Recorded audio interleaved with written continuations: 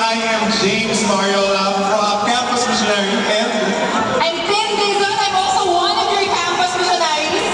yes, and before we move forward, okay na ba mag-Tagalog na ako din? Ay wow! Okay. Nagtatagalog ka pala! Okay, kasi medyo hindi ko kakayanin. Alam mo, James, medyo na-pressure ako kanina kasi akala ko mag-English tayo all throughout. Tagalog lang tayo, Tagalog pala. Alright, go James. And so, we want to welcome everybody. Are you all excited for today? Grabe! Ibang klase ang energy. Parang nakapag-lunch ba kayo? Gusto ko yung mga estudyante dito, sobrang handa-handa talaga to. Game na game Grabe, na. grabe ang energy. But anyway, before anything else, alam ko po yung iba sa inyo dito, sobrang agang pumila. I heard as early as 6:30 a.m. Yes! May mga nakapila na sa labas. And so, from your biyahe to your pagpila, wala pa, but let's hear it from the Mosh Pit! Feeling ko campus conference na eh. Parang ganun na yung feeling. Napaaga yung campus conference natin, pero grabe James, di ba tayo official?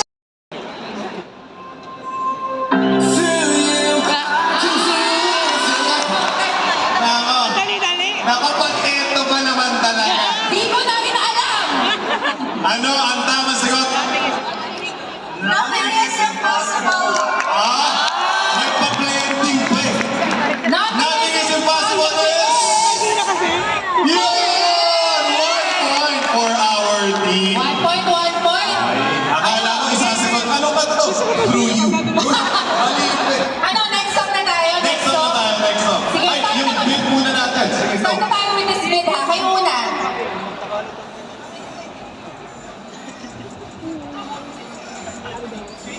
Oh, 6 seconds daw. Kwento ko lang ha. Sabi ng isang teammate, 6 seconds. Sabi ng isa, 6?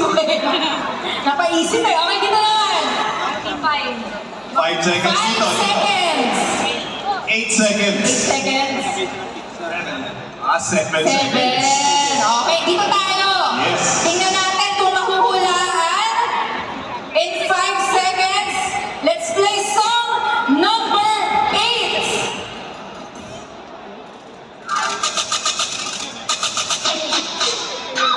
Ay, sayawit.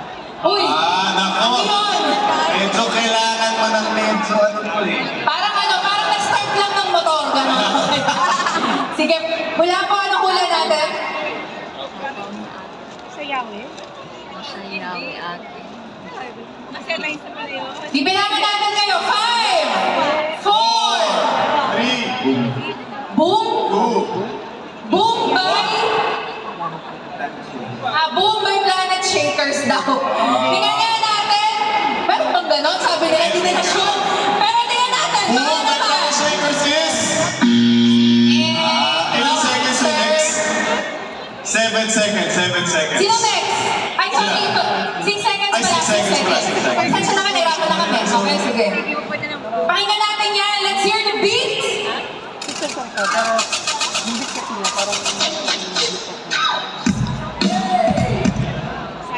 Ayan.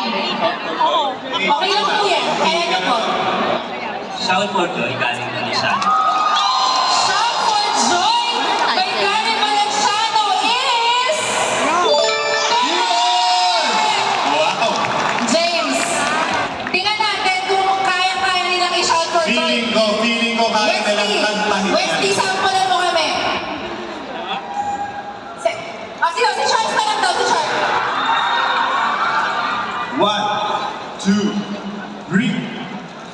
Paul. Okay, talo na kayo. Hindi, joke lang. Okay, joke lang. Sige, next. Okay na.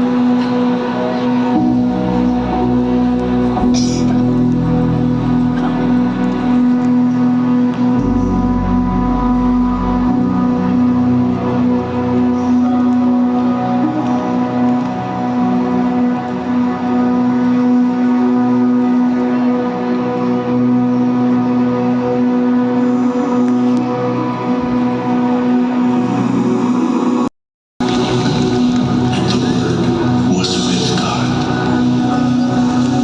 and the Word was God. He created everything, and it was beautiful. He separated sky and sea, filled with living things. In His image He formed man, breathed His life, His Spirit upon him. He created you and me, and it was good.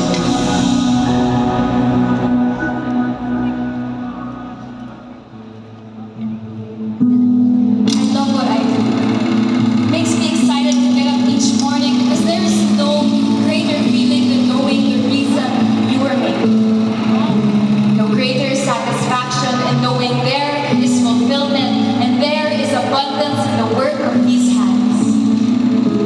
God created work. It was good. I love being made to be relational.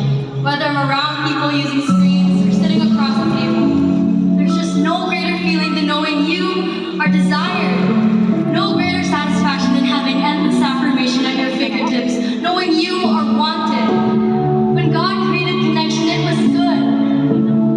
I love that culture is formed when you're coming together. And we can create beautiful traditions to pass on and on. There's no greater feeling than serving others. No greater satisfaction than doing what is right. When God created community and good works, it was good. But if work is good, then why are there days that the ground I toil is cursed, and the fruit of my labor sown in blood? Is this where my worth is found?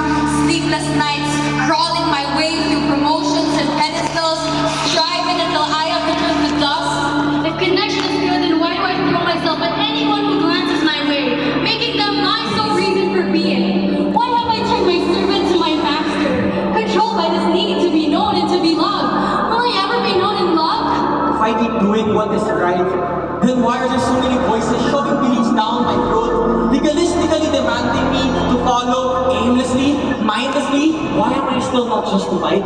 Wouldn't it be easier to drown in the familiar, to accept the curse that comes with each generation, conforming to every pattern? Is this how it always will be? Chained to these struggles for eternity? Then all that is good, always something broken and missing? Is there really no way to bring it all back to the beginning? If only things could be just as they were made to be, without sin's corruption and consequences. Do I have to